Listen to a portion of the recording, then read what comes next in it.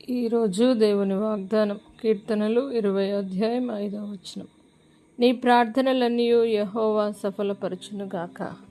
నా ప్రియ సహోదరి సహోదరులారా, దేవుడు ఈరోజు మీతో వాగ్దానం చేస్తూ ఉన్నాడు. మీ ప్రార్థనలన్నీ కూడా ఆయన సఫలపరిచే దేవుడు కనుక దేవుని సన్నిధిలో మీరు ప్రార్థించండి. ప్రార్థించుట ద్వారా గొప్ప శక్తిని మీరు పొందుకుంటారు. ప్రార్థనలన్నీ కూడా యెహోవా సఫలపరచునుగాక. ప్రార్థన.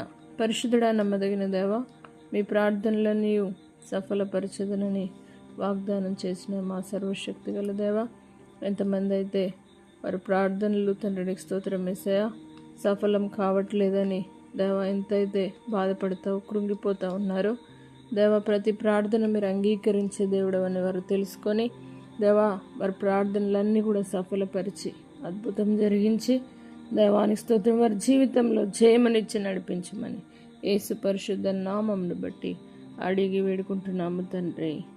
ఆమేన్. దేవుడు మిమ్మను దీవించునుగాక. ఆమేన్.